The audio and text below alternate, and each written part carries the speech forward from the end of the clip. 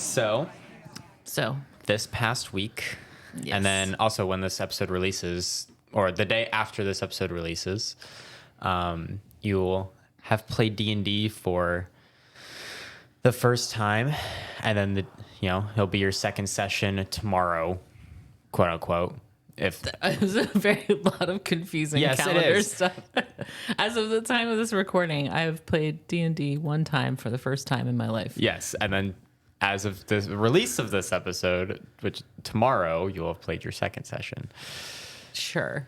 So, because it releases on Wednesdays, we play D&D on Thursdays. Still sounds confusing the way Okay. you're wording it, but That's whatever. fine. Yeah. Anyway. Hey, the biggest boss of D&D is scheduling. Okay. Yeah. Yeah. But yeah, so this was your first time ever Ever. Yeah. playing D&D, right? So Yes. I want to hear the deets. You want to hear the deets? Yes. The deets and the D&D. Well, first of all, apologies because I have some sort of respiratory thing. There's like 900 respiratory things going around. So Welcome to January. yes, welcome to January. And I also get sick every January like clockwork. It feels like after New Year's, it's like Yeah. instant health problems. I do think there's somebody said something about like the post-holiday letdown. And I do think there is something to that. Like, I think it's also just that everyone has now moved around their states and has met with all their families. That's true. And so Like- all of the diseases and stuff are being shuffled Right. around again. true, but for me, it's been over a week since I've seen people, but I don't know. Although your dad was sick, so I'm going to blame him. But yeah, I do think there is also something to the, like, you've spent all this adrenaline getting ready and doing all this stuff, and then like your body's like, whew, And So anyway, so yay, respiratory disease. So anyway, yes. What were we talking about? No, I know. Your first session of D&D. Yeah. So I had some basic understanding of D&D because my brother played it when we were younger, and that was Yeah. during the whole like Satanic Panic stuff. Satanic Panic. That sounds like a metal band.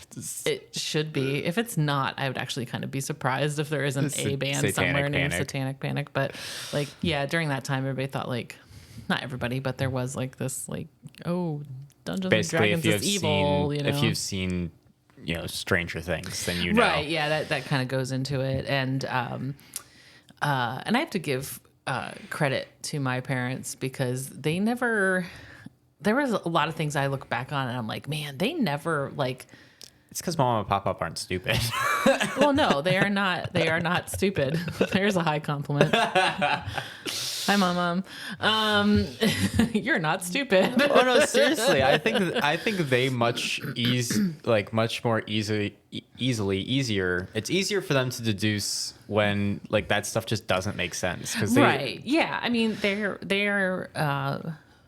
religious and they are conservative, but they were not like, they didn't fall into so many of the silly traps that I look back on now and I'm like, oh yeah, that didn't register as a thing to me because my parents weren't like, oh my gosh, and freaking out about it. They were just Yeah. like, moving on with life, But anyway, and then I know a little bit here and there from like watching Big Bang Theory when they talk like, so I know like the basic premise of it. Yeah. But I did not realize how much of it was up to the players. Oh yeah, everything. Yeah, I had no clue about that. I thought it was gonna be like, cause like the scenes they showed in like Big Bang Theory were like,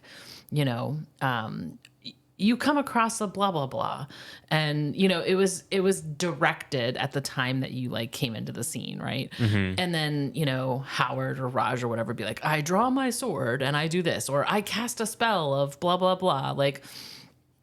I kind of thought they were almost like scripted things in a way that I just would pick up as we went along, right? Mm-hmm.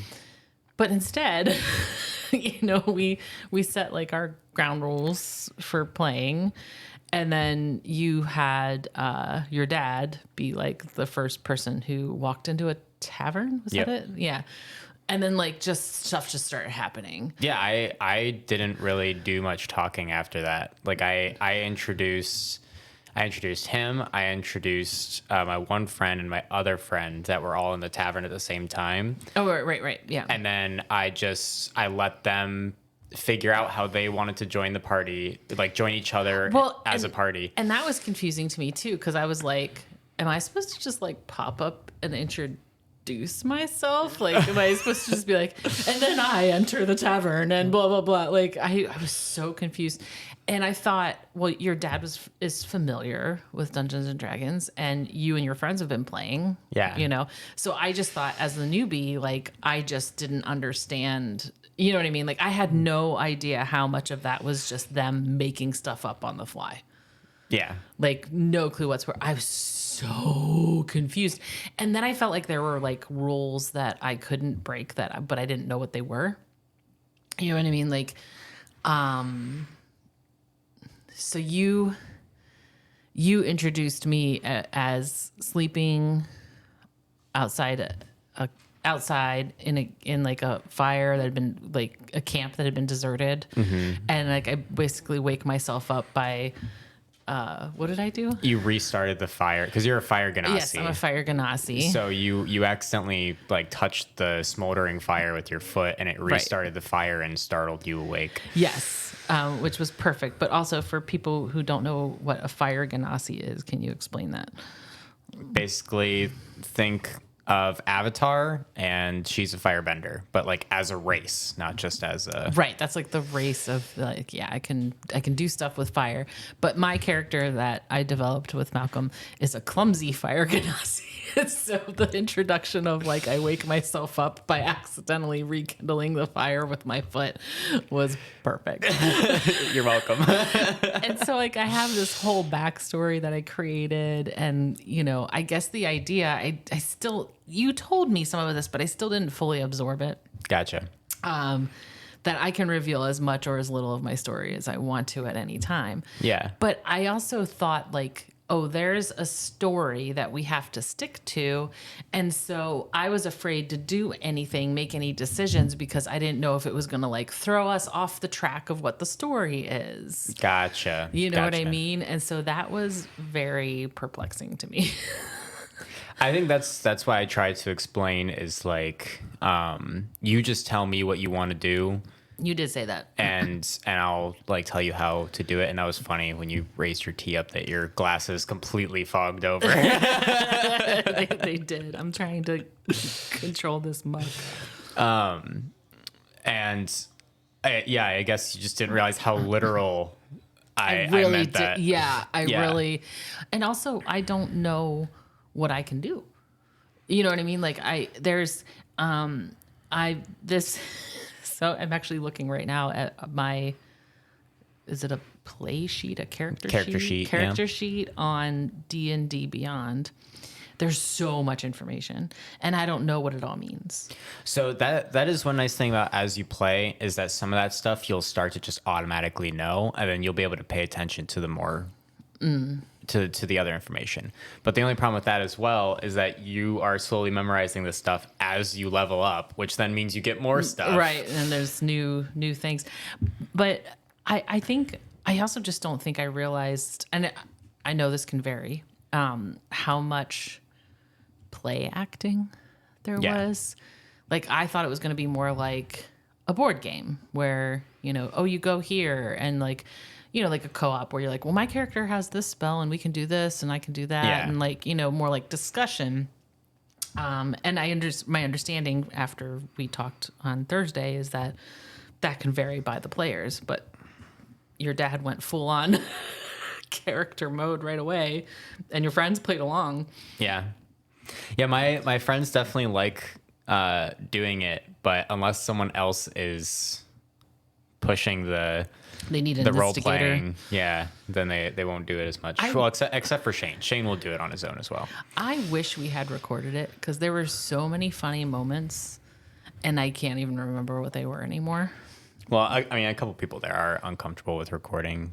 Oh, sure, but I mean, just for my own personal, like, I wish I could review it. You want to, like they do with football games. You want to?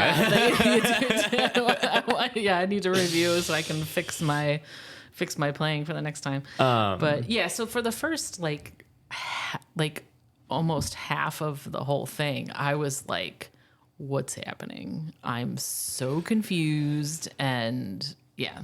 And I don't know if even if you had been like, this is a total sandbox, you can do whatever you want. I don't know that I fully would have understood what that meant. Yeah, there's definitely a part of D&D that you can only really ever understand if you play it. Yeah. And one thing that sucks as well is like we have an amazing group. Our group is great because yeah, that sucks. That's not the part I meant. But everyone is willing to accept every play style. Whereas there are some other groups that really heavily force like it to be like a board game style, or it be like the players do absolutely anything and everything. Like the DM won't even describe something unless you say your character looks at it or something like that. Like, but I think our group has a good mix of some straightforwards and some like role playing. And so I think it's a really good group for you to start out with because there's no like, not competition, but like, I think I know what you're saying. Like, there's nobody who's being like no one's juggling you around. overbearingly. Yeah. That's that was something that's also nice. I mean, we're not obviously the same age as you and your friends, and the willingness of your friends to just be like, sure, your parents can play with us was like pretty. Well, my friends really like you guys, so well, that's nice. I'm glad because I like your friends. But I could see how, it could be like, really you want your parents to play, you know what I mean?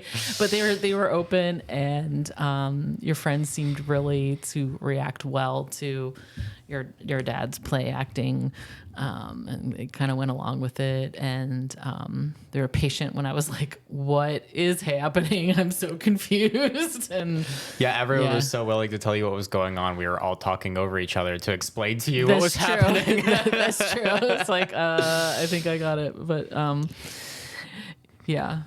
So, but hey, it works. Maybe your character was just confused for the first like day that the party was together. That was the only thing I was a little disappointed in, is I was like, oh, I didn't really get to establish my character, or maybe feeling like I pigeonholed myself with the first day or something. Oh, don't. So here's the thing, and that's why I tried to mention at the beginning as well before we started playing, is that if there's any character difference that you want, just jump into it, because it's really hard, especially as your first ever D&D character, to get it right. So like it's very rare that a lot of people like their very first D&D character, unless they like only like it for the nostalgia, like this is my first D&D character. I see. Okay. But I didn't like my first D&D character. Oh, you didn't? I thought he was pretty cool, but overall the play style that I was going for just didn't really work for me. So I would just recommend that, even though it might feel weird to be like, my character has a sudden shift in personality, just play it off as if that's how you've always been.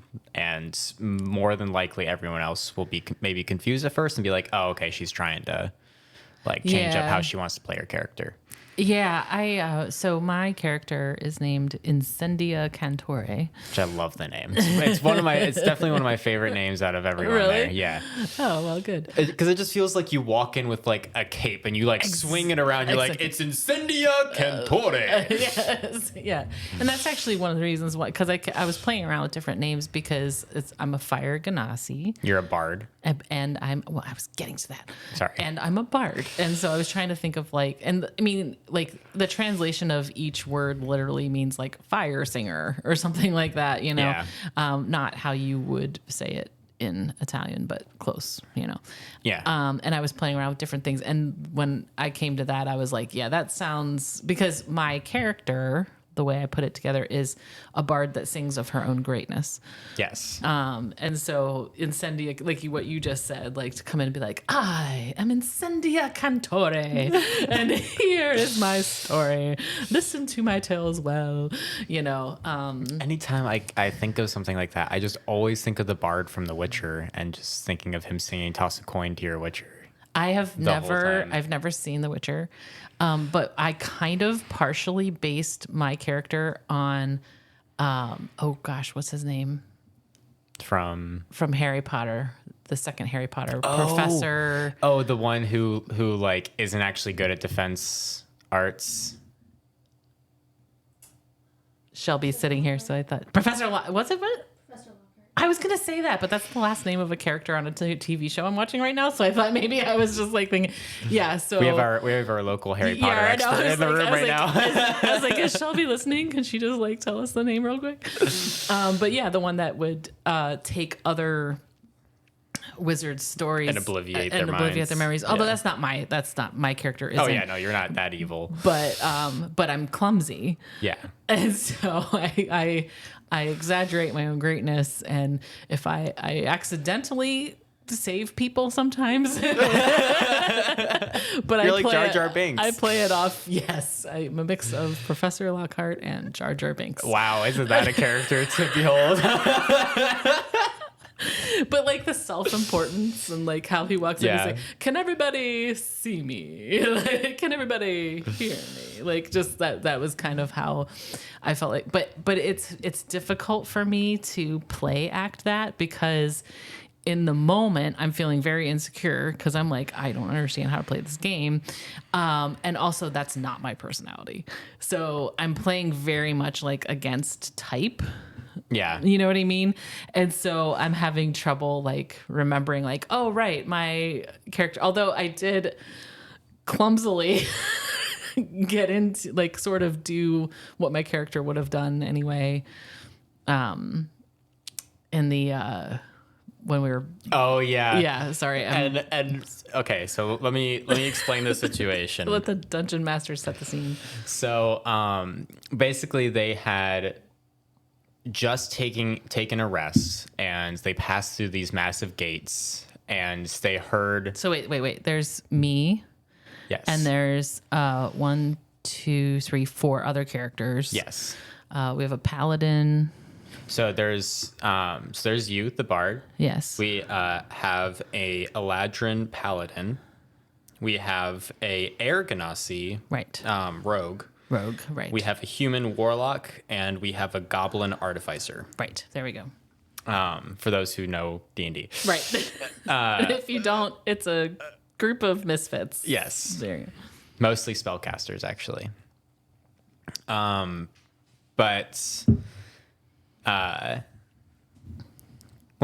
I can give a general rundown of the characters to themselves. So obviously you're clumsy. And then we have... That's my defining feature. Yes, is clumsy. I also have a withering stare. A withering stare. I can't put that on my sheet as a weapon, but it should be. Our paladin is very straightforward and has a goal set in mind to do what they want to do. Mm-hmm. Our rogue is kind of pretentious and... He's kind of a jerk. Yes, and he wants to be in front of the matter and in control of the matter. We have the goblin artificer is scared of everything, but has learned in his isolation how to like make things out of machinery parts. Mm-hmm. And so it's this like terrified little goblin that just like pulled out this arm cannon at one point, which was really funny. And then we have this self-conflicted warlock that just kind of... That was a graduate of the University of Yes. Every time he introduces himself, he's like, my name is blah, blah, blah. And I was the graduate of this university of magic. And yeah, he kind of lets the hits roll, but everyone's noticed some like weird stuff going on with him. It's fun. Yeah, he keeps talking to this guy. Yeah. Yeah.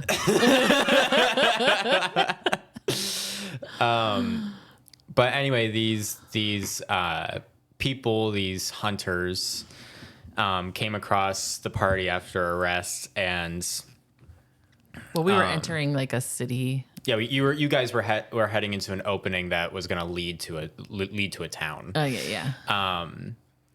And These three guys. yeah, they had asked you if you had seen a bunny that was passing through because they were hunting. What did Yeah, my dad started calling them bunny hunters mockingly. Yeah. You like terrifying bunny hunters. Right, because they asked for a rabbit, but then he was immediately like, bunny. Yes. And our paladin seemed to get angry at them. Our party doesn't entirely know why, so I won't say anything. But Excuse my coughing. and so then our rogue and our paladin started questioning them and everything like that, trying to find out who they worked for and how they could contact who they worked for. And basically they said that you guys needed to get their attention in some way. You need to get them to dislike you so they come after Oh, right. you. Yeah, that was it. They had to dislike us. And so then you as a genuine question, not realizing what this would start, we're just like, so would they dislike us if we hurt you? And you were like, are you asking that question in character? And I was like, yes. And then everyone at the table was just like, oh gosh. And so I had the backup and I had them raise their crossbows and then be like, why do you ask? And then all of a sudden everyone just started attacking each other. Yeah. Yeah. But that was absolutely hilarious. Because it was just a genuine question. Yeah. It really was just curious. But I accidentally started a fight. Yeah. Yeah. Anyway.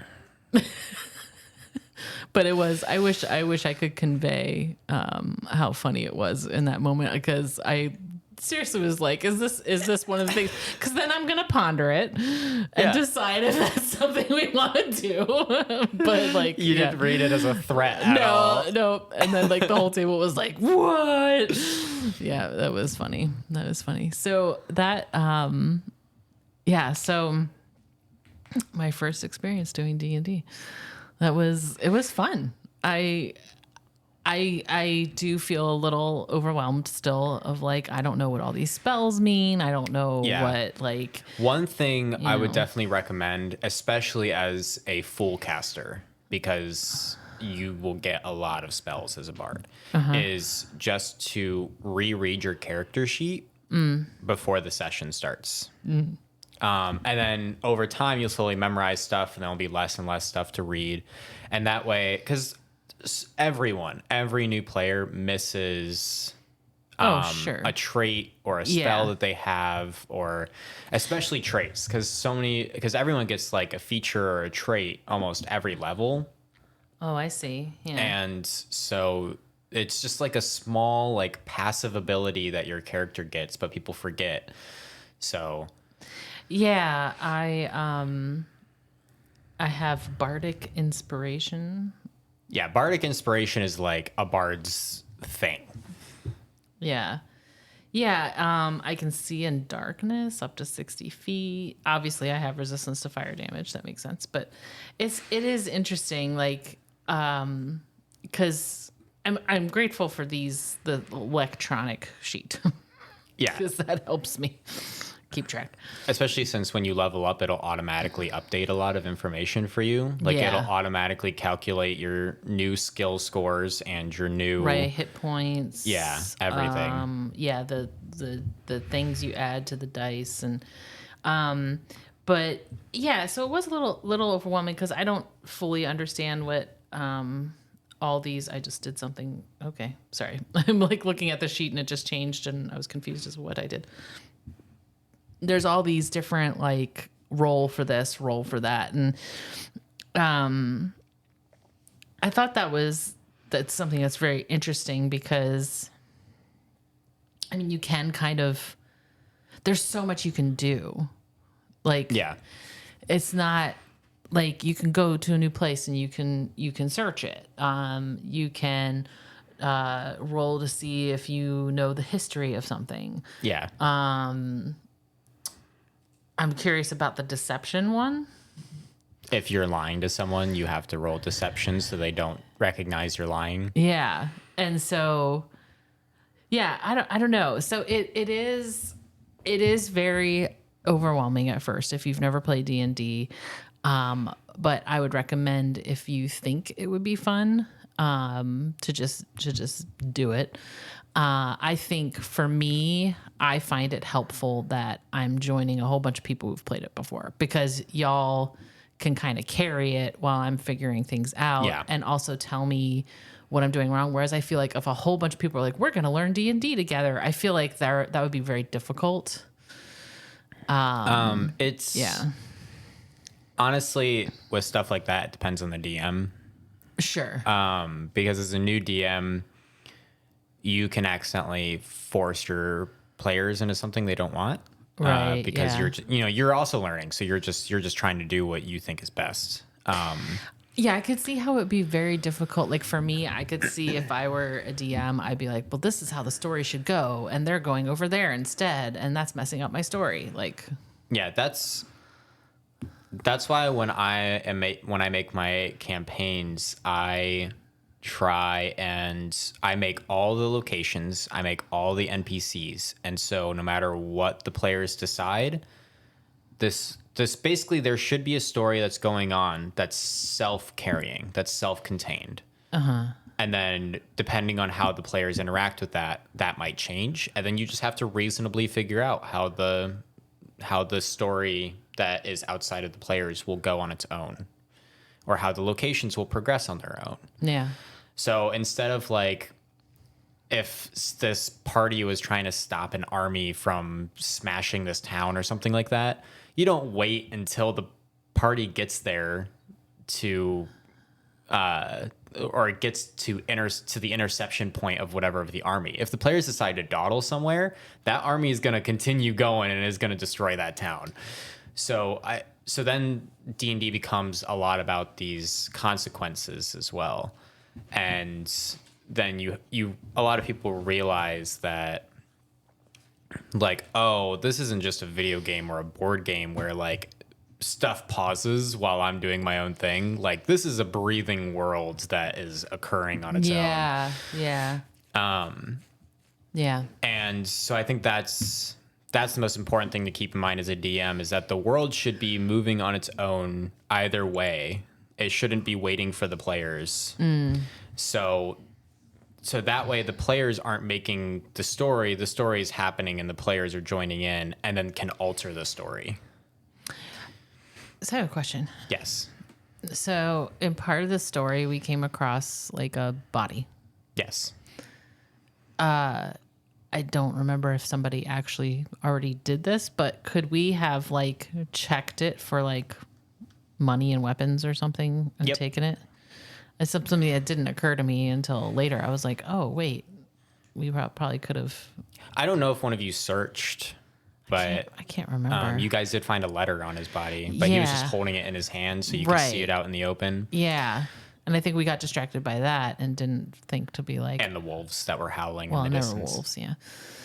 And so when you come up with something like that, like, do you already have it in your mind? Like, if they decide to check, they'll find this, or do you like make Yeah. it up on the spot? Oh, you do. Okay. Most of the time I have that stuff already written out. There are some things where I just won't anticipate it, and then I'll have to improv. Okay.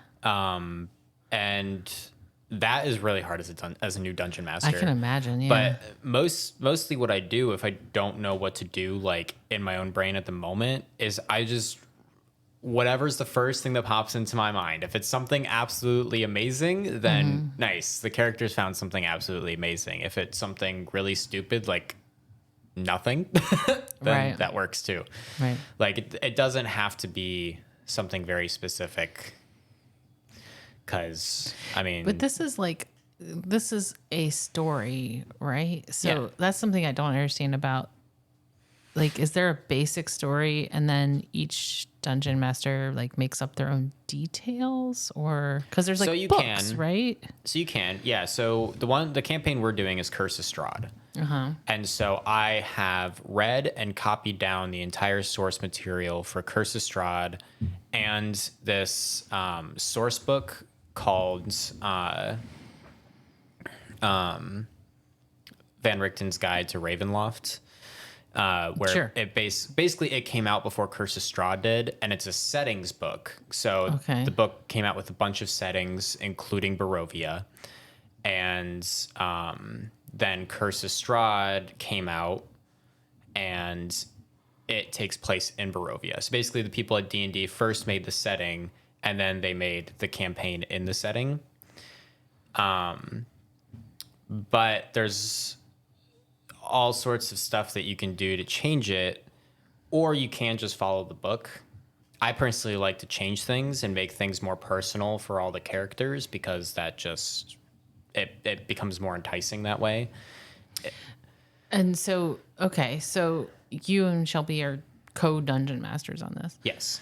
And so you have this basic story, and then did you two just sort of like make? You said you want to personalize it. Like, did you Yeah. just make up additional characters, or did you like change? We might have added, we might have removed, we might have changed any sort of things because Shane has already run this campaign for Shelby and I and some other people that are in a different D&D group. Oh, okay. So you're familiar with the basic story. Yes, but Shane himself also changed a lot. And so first of all, it was interesting seeing how much Shane had changed for the campaign by reading the source material. But even Shane was like, this is completely different than what I've seen for Curse of Strahd, and it's only the first session. So that's what I was really hoping for because one, Shane is like, just a great person, but also he's great at D&D and loves D&D and loves the role playing, and he will not metagame, period. Like he will not be like, oh, I know what's going to happen next, so therefore my character does this. Oh, okay. Yeah, Like yeah. he's the type of person that's like, my character is this character, so they're going to do this thing whether I know otherwise or not. Gotcha. Okay. And so I was comfortable with Shane coming on, but even then Shane was like, this is different than what I've read or what I made, so I know this is going to be a lot different than I'm not going to be able to predict what's going to be happening next. Especially because in D&D, even if you play the same exact campaign, there's unless people are trying to go the same route, things are going to change entirely just based on characters' decisions. Because some characters might decide to kill this person instead of just capture them, or these characters might decide to forego this side quest that they could have done that would have helped them tremendously, or et cetera, et cetera. And even small tweaks from the DM can completely change how everything goes. Like changes to like mini bosses or the main boss or anything like that. So, Well, I mean, that's good that it can be done again and differently, because then if you have, somebody join your D&D group and they're like, oh, I've already done this, like, be like, yeah, have you? but also I think it would get, I mean, I guess there's probably a ton of stories out there at this point, but Oh, you don't even know. There's like already several D&D YouTube channels just dedicated to reading Reddit stories for D&D. reading Reddit stories for D&D? Yeah, so like people posting stuff on Reddit about something great that happened or something terrible that happened, or am I the asshole stories in D&D and type of things like that. Really? Yeah. Because there's plenty of stories of bad DMs, problem players, circumstance that the players did that caused the DM to not necessarily have to do something shitty, but like it made sense for the DM to do something shitty, and so then the players get mad at the DM. And that's one thing I like about our group as well, is that, and I think it was a good idea that we established that we keep things in D&D. We do not make fun of each other. We do not get mad at each other, anything like that, because it happens to a lot of groups. People just take things personally for some reason. It's like you're playing a fantasy game. You're in a fantasy world. Why are you taking things personally? I think people do that with Everything. well, yeah. I mean, I can see how in Dungeons and Dragons it might be a little more intense because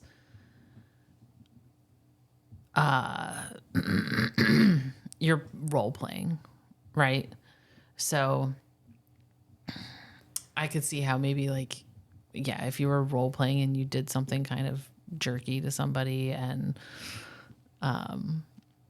that could feel a little bit more, I don't know, as opposed to like if you're playing a board game and you're like, oh, I'm gonna steal all your whatever. It's so like, because people get mad at those circumstances, but those create the most interesting moments in D&D. Like session 3 or 4 of the campaign that I did with Shane, I did something against the rest of the group's wishes, because all of them were saying no, don't do it, and I was just like, I'm just gonna do it anyway.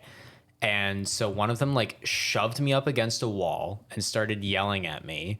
Another one like threatened me and everything like that. In the game. Like in the game. Yeah, no, in real life. They like shoved me against the wall and everything.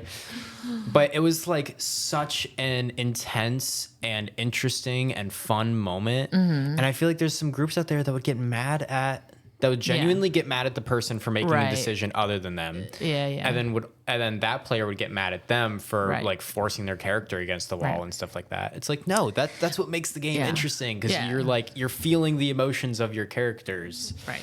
Yeah, I would hope that people wouldn't, carry that outside of the game, but I can understand how it'd be easier for it to happen in a role-playing game than in for sure.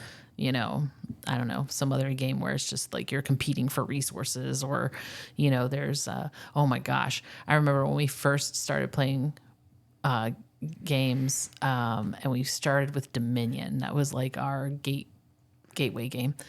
And there was this one card called the Witch, and I don't even remember what it did, but you loved that card because it allowed you to do something mean to people. And you were like, I'm gonna play a witch, and then I'm gonna play another witch, and and like there's cards like that in games that cause people to like lose resources, or it messes up something or whatever, and like how the game works. Yeah, and I know that there are times people get upset, and like after the game they're like, and they're frustrated. And again, you would hope people wouldn't be, but I could see how a role playing thing would make it a little bit more difficult to extract yourself from. I think it's just like some people also just like don't want to see. Like, don't understand why people don't see things the same way that they do. And it's like, everyone's meant to play different. Would it be interesting in a show if everyone was like in agreement with everything all the time and was just like this merry band of people that was just like, yeah, let's just go do this, this, and this. A whole topic for a whole other podcast about how we don't know how to disagree well with each other, especially nowadays. I think it's just period, to be honest. But I mean, just people aren't very good at it. And I'll admit I'm not always good at it, because I sometimes take it as a personal judgment. Yeah. I disagree with you, and therefore I think you're a terrible person for thinking what you think. Whereas it's just, nope, I have a different opinion. There's a lot of times where just in conversation, I'll play the devil's advocate because I find the conversation interesting, but then people will get mad at me for playing the devil's advocate on stuff. Oh my gosh, you are your father's son. Oh my God. Your dad's the same way. And like, cause he likes the intellectual exercise. Yeah. Yeah. Yeah. And you do too. But for a lot of other people, they're invested in what the topic is. And so for you to just make an intellectual exercise out of it feels insulting, you know? But it's not. It's one of those things where I want to get more out of the person, though. I want to understand their feelings entirely about something. I understand that, but And you can't just be like, tell me more. Right. Well, yeah. Oh man. Oh, this is so tough for me.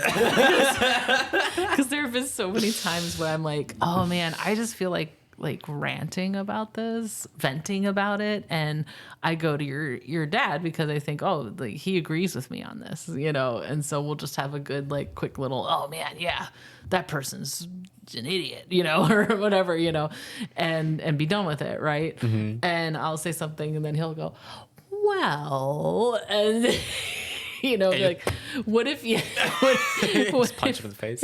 What if like, well, you know, what about this? And what if they were having a bad day too? What if they did that? Or what if they, and I'm just like, oh my God, I don't want to game this all out. I don't want to think about all these different things. I just want you to be angry with me, you know, like, yeah. So, yeah, but yeah, yeah, we don't know how to disagree. We also don't know how to confront, discomfort. We don't know how to, basically, I think in very generally speaking, humans are not good at dealing with any kind of negative emotions. But that is, like, again, like an entire podcast just on, you know what I mean? Because, yeah, anyway. So, yeah, that was, I'm looking forward to this. It was actually playing Dungeons and Dragons. I think it's actually kind of the thing I've been missing from my life is some kind of like fun group activity that's creative. And it's very creative. I love it. Yeah. So I think I'm really glad that you invited us along. I'm grateful to your friends for letting that happen, although I suspect they might have allowed me in because they figure I'll bring snacks, but they also just like you. Nah, that can't be it. But no, I'm looking forward to it, and it was fun. And even if you're an old fogey like me, I recommend you maybe give D&D a try. It's fun. It's a good time. Yeah. Oh, actually, we didn't share character names either besides you. Oh, I don't remember the names. So you're Incendia Cantore. Thank you. I did remember that one. Yeah, just in case. Okay. Tempor. Yep, our paladin is Tempor. And then our rogue is Zephyrus. Zeph for short. Yes. No, it's Zeph and then Zephyrus for long. Right, yes. Yeah. And then it's Hulk. Hulk is our goblin. Is the goblin. That's scared of everything. But he does pull out a mean arm cannon. Yes, he did. And then we have Abris. Abris Marsh is our warlock. I thought it was Abris. Is it Abris or Abris? Abris. I don't know. Abracadabra. I'll have to hear him say it again, Abris. I guess. I'm pretty sure it's Abris. Although Don called him Albus at one point. But yes. Yeah. Dumbledore. Yeah. So, but anyway, good times. Maybe we'll talk more about it at another time if there's any kind of interesting. Sorry, I just looked over at your father and he's doing that little happy dance. I'm going to assume he's watching like football and the Browns maybe I don't know. Did something. I don't know. Anyway, he was doing a happy dance. Sorry, that threw me off. Anyway, that's our cue to head out. D&D's a lot of fun. Give it a try if you haven't already. There's plenty of online communities that help you find people either in your area or online to play games with. D&D, if you have D&D Beyond, D&D is completely free. D&D is free in general because you can just write everything down on paper.